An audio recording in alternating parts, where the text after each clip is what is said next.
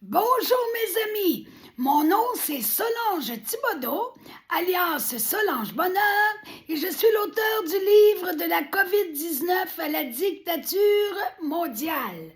Aujourd'hui, mardi, le 23 juin 2026, je suis rendue au bas de la page 223 et avec un nouveau sous-titre, on débute aujourd'hui. Obéissance aveugle. J'imagine que ça vous dit quelque chose, cette expression-là. Ah!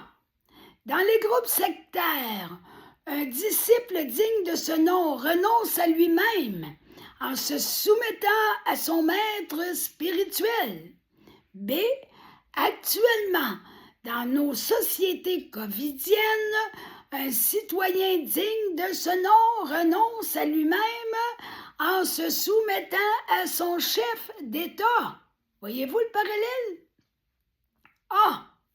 Dans une secte, nous obéissons aveuglément aux directives du divin chef. Il convainc ses disciples à croire que de se plier à ses exigences correspond infailliblement à la volonté de Dieu. Rien de moins. B. En tant que citoyens, nous obéissons aveuglément, encore une fois, aux directives de notre Dieu gouvernemental. Il faut voir que dans le lavage de cerveau covidien, le gouvernement devient le nouveau Dieu à qui obéir aveuglément. Puis les gens ne s'en rendent pas compte, ceux qui le font, là. Puis ils ne savent pas, ils ne sont pas au courant. C'est triste, c'est vraiment triste. C'est à nous d'essayer de les aider le plus possible, comme on peut. Il convainc ses citoyens à croire que de se plier à ces règles sanitaires correspond infailliblement à la charité envers les autres et à la responsabilité civile. Ah! D'autres comparaisons encore une fois. Dans une secte, remettre en question le gourou représente forcément un blasphème et un sacrilège difficilement pardonnable par Dieu, paraît-il, entre guillemets, mais surtout par le leader spirituel. Et que je suis moqueuse des fois. B. De même, en ce moment, pour une grande partie de la population, remettre en question notre gouvernement représente forcément un blasphème et un sacrilège difficilement pardonnable par le gouvernement, mais aussi par les gens qui lui obéissent au doigt et à l'œil. Les fanatiques du gouvernement nous en veulent autant que le gouvernement. Une vraie religion, cette espèce de fanatisme obsessif. Décidément, les peuples font preuve d'une dévotion religieuse remarquable, alors que beaucoup de gens, actuellement, dans notre société, se moquent des religieux et de la religion. Ils se comportent envers le gouvernement comme des fanatiques de la religion. C'est assez rigolo à quelque part. C'est comme si les gens ne voyaient pas le parallèle, hein? L'aspect de l'engouement sectaire revient souvent sur le tapis par la bouche des complotistes pour exprimer ce qu'ils ressentent face aux citoyens conformistes envers leur gouvernement. Endoctrinés, les membres de sectes doivent adopter un style de vie contraignant. Convaincus que c'est pour leur plus grand bien, ils s'y plient beaucoup plus aisément, exactement comme nous le voyons en ce moment dans le conditionnement covidien qui embrume les esprits. Ça rend très confus. Habituellement, les gourous ne font pas preuve de beaucoup de gentillesse, sauf exceptionnellement pour mieux contrôler quelqu'un. Ah ben là, c'est pas pareil, là. On manipule par la gentillesse.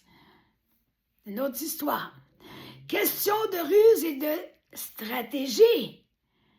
Entre parenthèses, comportement manipulateur identique de la part de nos gouvernants. Toutefois, puisque le grand chef spirituel, entre parenthèses, qui n'est pas si spirituel, se prétend divinement bon pour son disciple, comment ne pas lui offrir une grande reconnaissance dans ce cas-là? Une sainte gratitude pour un amour que, tout compte fait, le disciple ne ressent pas tellement. C'est là le paradoxe. Bizarre, n'est-ce pas? Voyez-vous dans quelle confusion se retrouve le membre d'une secte?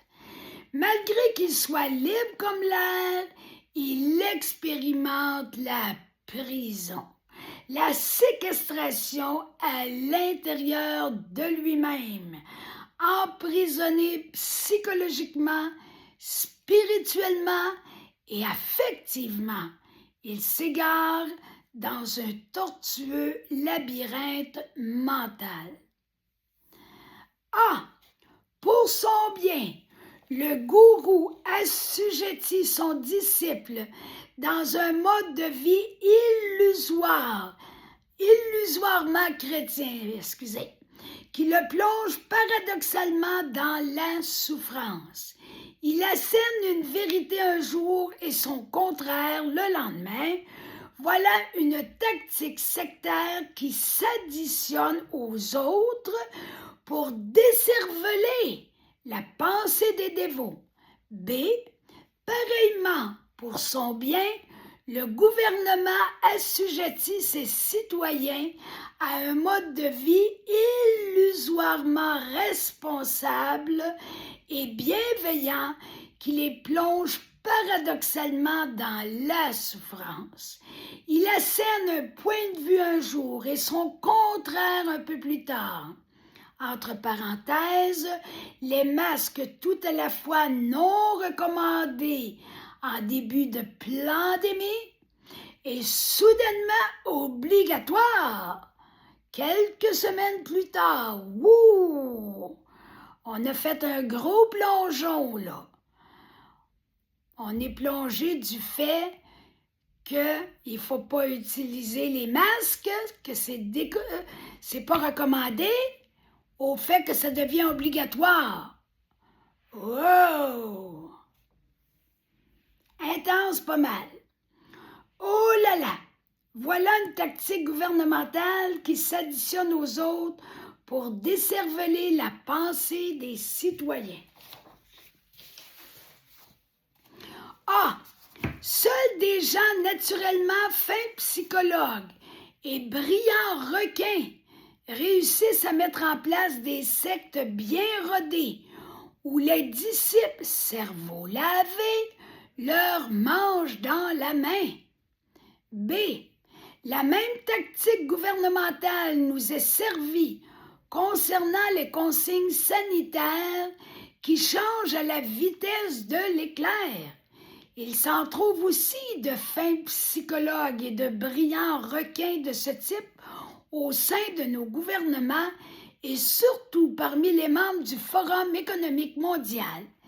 Ils réussissent à mettre en place des sociétés bien rodées où les citoyens, cerveau lavé, leur mangent dans la main, même histoire. Attention, danger! Faut que ça clignote là, dans notre tête, danger! Ah, voilà comment, devant un gourou mal intentionné, une personne vulnérable finit par lui vouer un véritable culte. B. Voilà aussi comment, devant un gouvernement mal intentionné, des gens vulnérables finissent par leur vouer une confiance à toute épreuve. Un nouveau sous-titre. S'abandonner à des abuseurs. En réalité, ce faux leader spirituel impose ses propres vérités comme parole d'évangile, c'est le cas de le dire. Par contre, sous des apparences trompeuses, il désire par-dessus tout profiter de ses disciples en prenant pouvoir sur eux. Profiter d'eux de toutes les manières possibles, particulièrement au plan matériel, sexuel et financier. Ah! À son insu, le disciple abandonne à son chef religieux son propre sens critique ainsi que tout son pouvoir d'adulte intelligent, autonome et capable de discernement. B. De même, actuellement, à son insu, le citoyen abandonne à son gouvernement son propre sens critique ainsi que tout son pouvoir d'adulte intelligent, autonome et capable de discernement. C'est terminé pour aujourd'hui. On se retrouve demain. D'ici là, je vous encourage à liker ma vidéo, à la partager autour de vous, à vous abonner à ma chaîne et aussi à aller chercher mon livre en format numérique, c'est gratuit, ou en format papier pour seulement 40 $. Et vous aurez toutes les instructions pour faire ce que vous désirez en allant à ma première publication de ma page Facebook. Alors, bonne fin de journée et à demain!